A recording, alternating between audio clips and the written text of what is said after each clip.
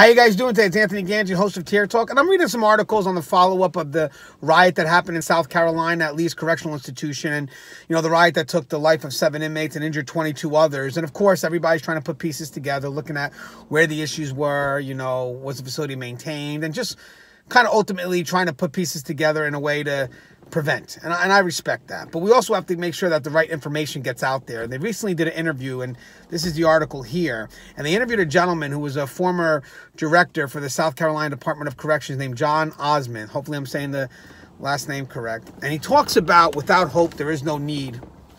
Or without hope, the inmates are not going to want to rehabilitate. So basically what he's talking about is that you get these lifers that have no chance of ever being released. And therefore, without that sense of hope, they're not going to want to take any form of program. And he starts talking about programs that teach skills. And what's the need of them taking these programs? Sorry, director. I don't know what you're selling. I don't know what's going on, but I'm going to tell you why I'm going to disagree with that. First off, the reason why inmates take programs should be based on internal incentives. So we do have therapeutic programs, right?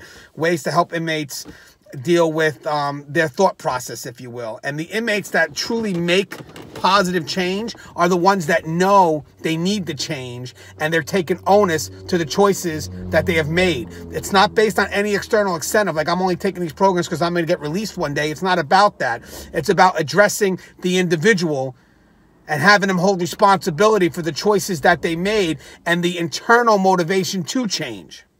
As for skills, we teach skills inside the prison that can also be utilized inside the prison. Culinary arts, electrical skills, sewing. Some people have accepted that their life is going to be in the prison wall, and they make big differences behind that prison wall. They lead mentoring programs that help other inmates make better choices.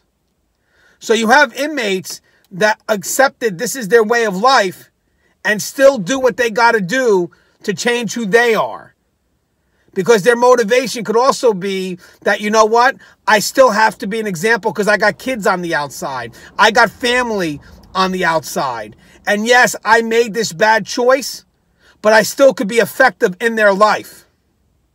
So all because the inmate is behind the wall and may not have a chance of seeing a daylight outside that wall, doesn't mean they still cannot have a quality of life behind that wall with what they do on the inside and also how they impact others on the outside. So again, we're talking about change, we're talking about programming, but to sit there and say that if there's no hope, there's no rehabilitation. And when you specifically say if there's no hope to get released, that's where you're wrong. The hope has to come from the hope to change. That's an internal motivation. So if you would have just said if there's no hope, then there's no rehabilitation, I would agree with that. As long as you're specific to the fact that if there's no hope for the person to make change. But if you're limiting that hope to just an external incentive, then those aren't the people we want to take the programming. Those aren't the people that we want to get released. We want the people that know that they made a mistake, take responsibility of that mistake, and then go ahead and step up and do something so the motivation's internal. Very bad. I'm not in agreement with that. I'm not in agreement with that.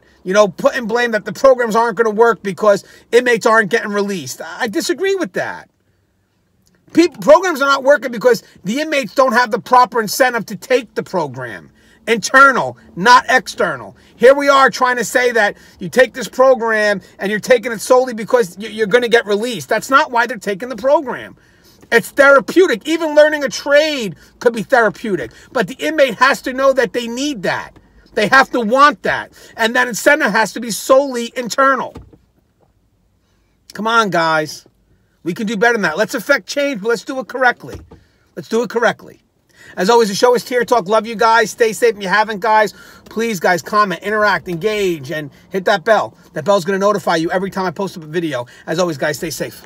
I wanted to attend a university that had an intelligence program. I wanted to look at problems different. I wanted to increase my critical thinking abilities. AMU offered those avenues to expand.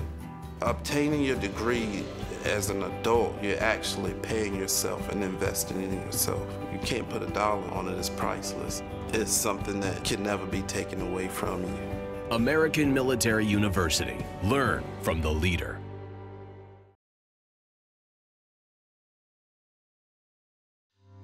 Being a corrections officer takes its toll on even the strongest individuals. The constant need to perform at the highest level, putting your life at risk in a hostile environment, and the mental scarring of traumatic experiences. 31% of corrections officers show symptoms of PTSD, and 66% of people with PTSD also suffer with a substance abuse problem. The Transformations First Responders program is specially designed to help veterans and officers heal from the grips of addiction and PTSD in a comfortable, supportive, and serene setting. You are not alone. If you have questions about the services we offer, give us a call at 866-762-8454 to get more information on this affordable and life-changing program.